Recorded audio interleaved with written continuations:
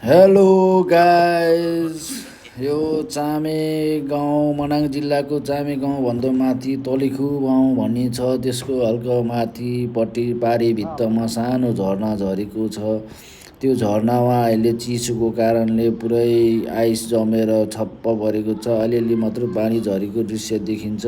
तपाईँ हजुर पनि आउनुहोस् होला यो झरना हेर्नलाई। चिसोमा एकदम रमणीय ठाउँ छ, एकदम राम्रो देखिन्छ भ्यू।